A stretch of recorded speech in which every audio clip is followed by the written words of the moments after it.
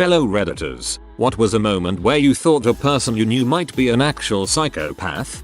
When I was about 7 or 8 there was a kid who was about 6. We found a baby bird that fell out of its nest. In the time it took for me to go home and tell an adult, he put it in the road and ran over it on his bike and laughed. Last I heard he's in jail for beating his girlfriend. Frick you Kevin.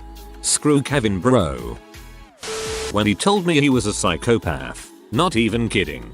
He's a pretty cool guy though and goes to therapy and everything for it. He does his best to relate to people and judge emotion, but it's difficult for him to hold relationships. Pretty smart and is doing the best he can. Hopefully one of the more light-hearted stories on here. Not every psychopath is a monster. They simply have no remorse and very little emotions. It makes it easy to do heinous things when you don't feel bad for it, but it still doesn't change the character of the person. Some people are good, even if they feel no remorse. There is no universal law that says psychopath equals ultimate evil person. I don't have specific moment that's odd, but I have a friend who told me she is schizophrenic and psychopathic. Layman's terms, she hears voices and doesn't really quite understand, care or feels others' emotions. But what makes her a bit of an anomaly is that the voices in her head tell her to do good things and how other people might be feeling. Tip a little extra. Your friend needs a hug right now. Go help your co-worker with their work. Compliment the shoes. They are new. You're doing just fine. Etc. It's quite interesting. My mom was a teacher in a children's, teens, psych hospital. She said she once had a kid who was schizophrenic, and the voices would just tell him jokes all day. So oftentimes he'd distracted, unengaged and be just laughing to himself. I'm a college librarian. He was one of my students who came in a lot. He was super charming and good looking and altogether empty inside. No depth, no emotions, no regard for others. One of our staff straight up said, "That boy's a psychopath." She had been a social worker, so I trusted her opinion and agreed. He collected types of women. He told me about seducing a female, married, military chaplain and getting her to do obscene things she didn't want to. Then he got bored with her and moved on. He eventually got his master's degree and now works on the military base making big bucks, getting everyone else to do his work for him. But sometimes psychopaths are dangerous in other ways. He set fire in the attic 3 times, was disgusted by all animals and would try and abuse our cat whilst we weren't there or looking. Went out and bought a load of knives and swords and kept them in his bed. When I was 8 I let my older cousin, who was probably 11 or 12 at the time, hold my hamster. She was begin really rough with it, so I told her to put it back into its cage. She got really mad after this and just stared at me for about 2 minutes before she turned around and threw my hamster into the wall. My poor hamster died instantly and I was crying because my hamster had just gotten murdered. I knew after she threw it something was extremely wrong with her, and my mom made my aunt come and pick her up, and she wasn't allowed to be near any animals after this. It's been almost 4 years since I've talked to her, but apparently she gets into fights almost weekly and beat somebody so bad they had to go to here. She's in therapy and has spent time in juvenile detention. All of my other cousins are afraid of her and many of us think she's going to eventually kill somebody. I honestly think the best place for her would be a mental health hospital. I met an individual who later pled guilty to his involvement in about 14 murders. During an interview about his childhood and personal life, it became very apparent that he had no interest in other people and that they were basically NPCs to him, even his girlfriend and child. He was in a gang and his behavior was basically shadowing the other guys with status. He had a girlfriend because that's what the other guys did. He had a fancy car. He wore the right clothes. The other guys figured out early on that he was not bothered by murder or gunfights, so he was their hitter. During the interview, he was perfectly polite, but utterly flat in his affect and didn't attempt to dissemble or minimize a lot of terrible things that happened to him or the things he'd done. It made for an interesting interview. I kinda wanna see this interview. It sounds interesting. I remember the point at which I recognized sociopathy in my ex. We sat down on his bed at night and I asked him to tell me things about himself, because even though we were dating I knew nothing about him. He could not give an answer beyond surface level on any emotional topic. I looked in his eyes and saw nothingness. I realized why I could never emotionally read him or get any sort of feel. He did tell me after we broke up that he can't feel emotions and how much it sucks. I didn't understand this until much later. Before we dated, I remember him telling me how manipulative he is, with a smile. He lied constantly about everything and had 15 other relationships before me, all ending within a month. Yes, an obvious red flag that I ignored. He would jump from religion to atheism every other month. He would repeat cycles over and over. He was known by everyone and liked by many. Very charming. Had a flirty personality. Loved risk taking for no reason. Always got into trouble. One thing I've learned is to pay close attention to the first thing someone tells you about themselves. It usually contains volumes of information. He found God 3 times in the course of a year, each time after he had been seen doing significant property damage or emotionally abusing a girl he was with. Like the God thing was a quick trick to get people off his butt. To be honest, I think things like this are kind of common. People claiming to find God to excuse them from bad behavior. SMH. One of my neighbors when I was little had some hamsters. One day I was at her house and she started squeezing them and making them poop because she thought it was funny. She just kept squeezing them harder and harder. I told her to stop or she might hurt them and she started laughing. The next day I asked her grandma what happened to her hamsters and she told me they all died. Another time we were making PB&J sandwiches in her room. IDKYLOL. And she cornered me with a knife while laughing. I looked her up a few years ago and found her mugshot. Met a guy and we started talking. The conversation came up about animals. That conversation then led to the killing of animals since I told him a story about how when I was young I climbed a tree and accidentally stepped on a bird's nest and crushed the eggs. I told him that I was scarred for life after that event. He then told me how he killed chickens cause he owned and used them for food, so pretty normal, right? Well, I was wrong. We were out and all of a sudden he tells me if I want to go kill a pigeon and set other animals on fire with him. I told him I did not really feel like it, so he took me to eat some chicken nuggets. Went on a second date with him, but we are not here to talk about my life choices. Love that. Closer. Played soccer with a guy in high school that had a real short temper and enjoyed playing the sport as rough as possible. Even at practice, coaches had to tell him to calm down all the time. Everyone hated him and stayed away from him. Several years later he murdered a classmate of mine over some weed. He hid the body under a pile of leaves in his backyard. When I heard the news, I wasn't surprised in the least.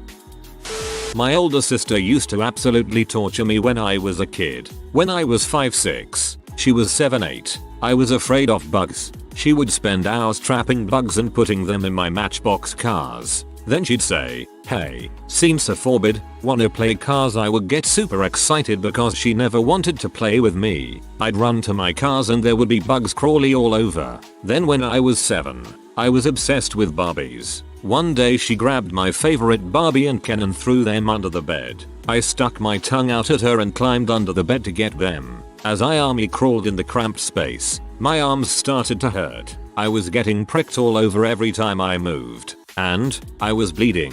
It took me until I was halfway way under the bed to figure out what my psychopath sister had done. She had spent all morning weaving push pins into the carpet so the points would stick up and stab me. She then tricked me into climbing under the bed. So, there I am, halfway in with my precious Barbie and Ken at the back wall. I had to decide to cast my losses and abandon Barbie and Ken, or climb the rest of the way through the Saw-esque minefield and back out. I bit the bullet. Amen. If you read this, frick you. This is frankly horrific. Even more so because your parents couldn't protect you. I am just so sorry you grew up with this threat. Stay safe. A few years ago, I had to put my cat, Rex, down. He was 21 years. In passing, not too long ago, I mentioned this to a friend I've known for over 35 years. Out of nowhere he made the statement, "I always liked killing cats." I did a double take to see if he was kidding. He wasn't. Haven't spoken to him since. The crap people say about pets to people who love them is astounding. I told a friend that I was struggling to come up with the cash for a procedure my cat needed or he would most likely die. I wasn't asking for help or advice, just venting. He told me he could take care of it for around 50 cents. When I asked how, he told me it was the price of a bullet. She kicked my leg while we were ice skating to make me fall. I really hurt my back. I couldn't get up, could barely talk and had trouble breathing. I asked her please to call someone, but she just stood there and laughed at me for a few minutes until I was able to crawl to my phone and call someone. She also said to my adopted brother that he is worth nothing because even his real parents left him in the trash. It was the only time I ever punched someone in the face. Whoa, the B, was just mean.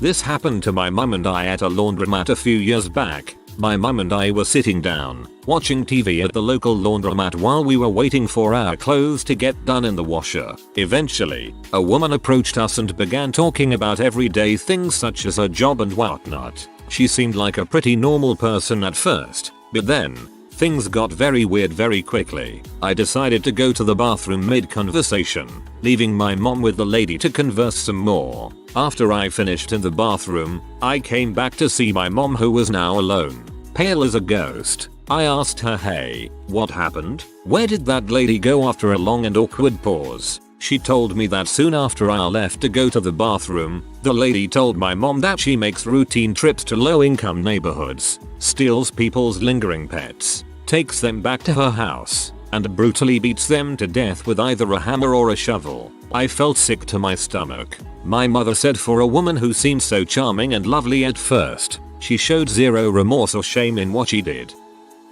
He kicked my dog, and when I told him off, he said something along the lines of, "Well, it's not like it's feeling matter." Another friend said, "How would you feel if we kicked you?" and he said that we couldn't do anything that would hurt him. I think he joined the military, but I honestly have lost all contact.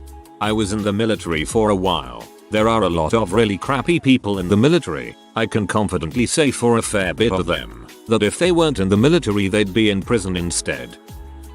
My ex was always weird and emotionally stunted, would never come out of his shell or let anyone in, which was a big problem to the relationship. But that's just background. One day we were at our friend's house and the conversation turned to creepy and weird things. He brought up the dark web and said something about a YouTube channel that discussed weird things that can be found on the dark web. Then he asked if we had heard of Crush P, and the look on his face and his tone told me that this was more than a casual inquiry. It seemed more like he was gauging us for our reaction to see if we were into Crush P. We asked what it was and he said it was videos of women in stiletto heels crushing things like kittens, filmed from below through glass and the like. It was oddly specific, and still his tone and careful considering expression told me he was hyper aware of our reaction. When we reacted negatively to that being a thing, he immediately switched gears and started laughing like, right, how could anyone be into that? When I finally did break things off, we had a heart-to-heart about all the ways our relationship had deteriorated.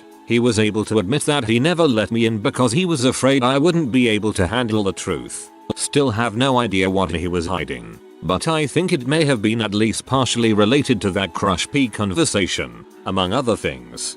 I thought it meant like a porno where the plot is one has a crush on the other and they get to bang. When he and a friend violated a girl with a flashlight at the end of a party. Girl was super drunk and definitely not able to give consent. I'm pretty sure an ex of mine is a psychopath. He had signs of it, like being manipulative, very selfish, no empathy, constant lying. I think the moment I twigged was when he came home early from work and said he'd been sent home because he told his boss I had hung myself the night before. I asked him why he'd said that and he just shrugged. When my ex-boss at the youth service actually barricaded the door of her office to stop me leaving. She had me cornered in my wheelchair. The office was too small for me to turn round. Meanwhile, my colleagues were outside the office literally trying to break the door down to rescue me.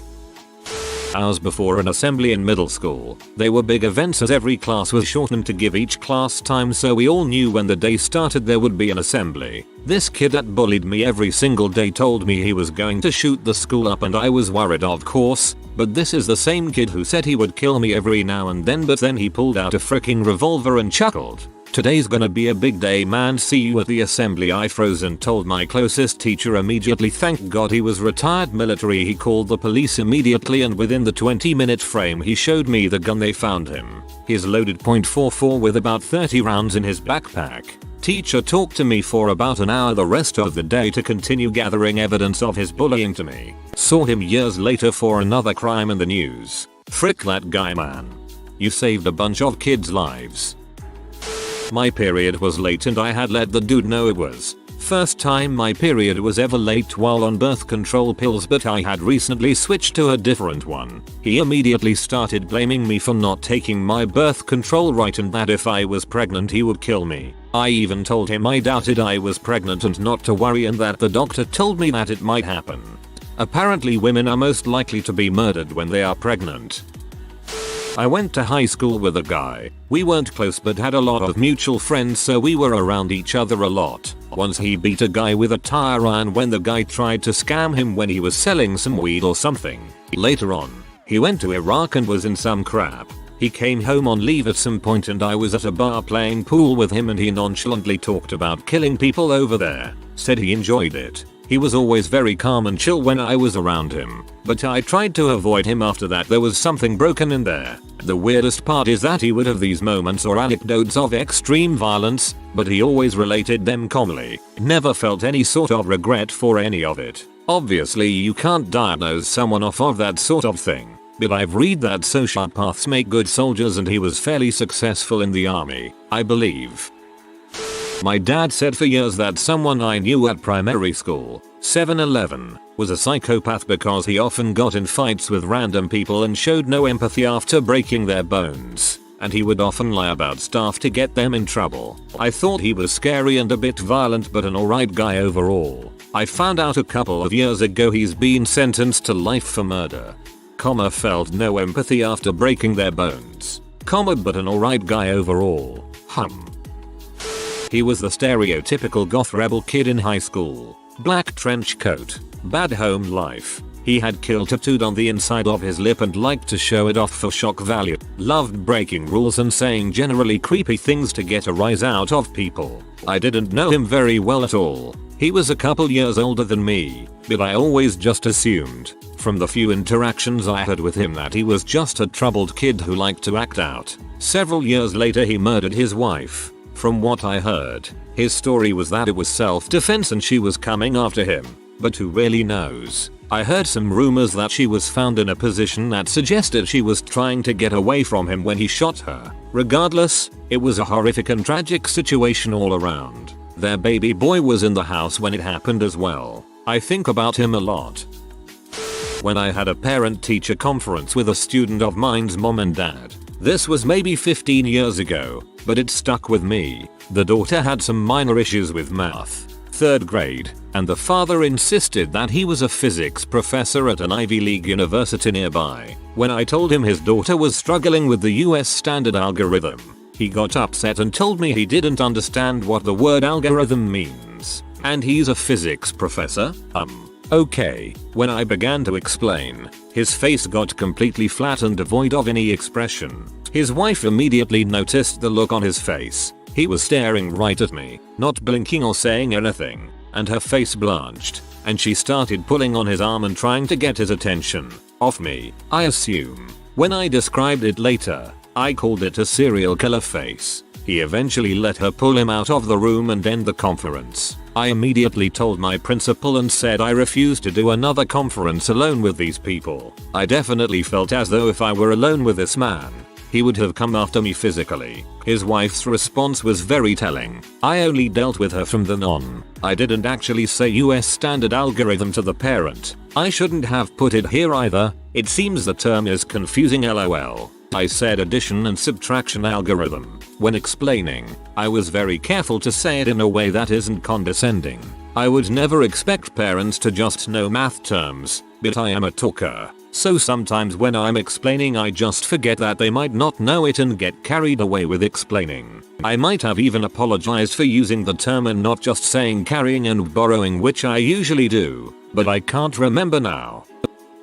There was a guy I was in a couple clubs with in high school. He was always really polite but intense. Like the kind of intense you didn't want to make direct eye contact with, if that makes any sense. Anyway, one day we're walking back from McDonald's or somewhere together before our club started. It's just the two of us, and out of nowhere he starts talking about how he's a black belt in some martial art, and gleefully tells me about how in one of his classes they had just learned how to break someone's neck in one move, and how cool it was. I was like, huh, okay then, that's interesting, and just let him go on his merry way. In the back of my mind I was going, this dude is totally going to kill somebody someday. Years later, he makes the local news, not for murder, but physical shaming assault. Dang dude, there needs to be like psychological evaluation done before anybody should be allowed to receive any sort of combat training. Cause goddamn. I am incredibly late, but I actually have a really good story about this. My parents stayed at the same church from the start of their marriage up until I was about 13, roughly 20 years, and most of the families in the church had been there about the same time. Classic small town church, so everyone knew everyone there. One family in particular had a really rough backstory. The grandmother took care of about 7 of the grandchildren, all age 8 and under, as her daughter was in and out of relationships and on and off of drugs. This caused the grandmother to not be able to be very present in her own son's life. The son was named Steven, and he was about 6 years older than me. I have many memories of him just being downright odd and creepy. Overall, he was known for having issues, and everyone tried their best to steer clear of him. It's like we all thought that it wasn't a matter of if he was going to do something one day, but when, lo and behold, 9 years ago, he broke into a woman's apartment at his school and dismembered her body. He then dumped parts of her body in the trash bins behind her complex, but some body parts were never found. The woman was known for being the only person to be friendly with him, and there have been reports that she rejected him on a romantic level, and that's what set him off. He murdered her just days before she was set to go back home for summer break. His name was Steven McDaniel. Look up the case if you'd like. The woman was considered missing for a few days, and there's an interview of a news reporter actually talking to Steven. He's talking about how much he misses her and how he hopes nothing has happened to her. Then the reporter tells him that a body has been found, and he just goes blank. The rest of the interview is him sitting in the ground trying to grasp the situation at hand. It's a very freaky turn of events. He also strategically placed her body in that dumpster because he knew when the trash was to be collected. The only reason her body was not taken away in a dump truck is because the investigating cop car had blocked the lane to it. Had the trash been collected that day, this case could very well be an unsolved case to this day. I watched his interview with the news, and I honestly don't understand how she didn't run. That look in his eyes when she said they found a body or something was pretty chilling. Lady I worked with. She was a little difficult, not very technical, not very accommodating towards people trying to solve her tech problems, but nothing out of the ordinary, except occasionally her kids would call her at work and she would say just unforgivable things to them. And then one day she just casually mentions that she has the family pets euthanized when she gets bored with them. I actually didn't believe her and asked her to confirm. I totally understood her correctly the first time. She just straight up kills pets whenever she feels like it, and this woman kept talking about how she should totally get a dog. My parents did this when I was in high school. We had this super sweet German Shepherd for about 7-8 years. Then one day, they decided they were tired of taking care of her. Instead of finding another home, they had her put down. It's been over 10 years and I still haven't forgiven them.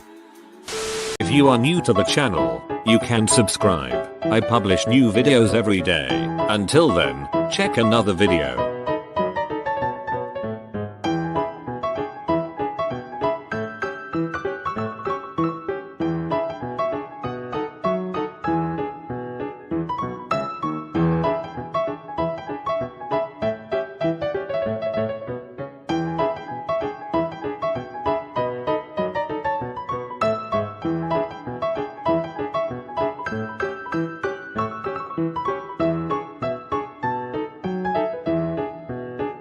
Bye for now.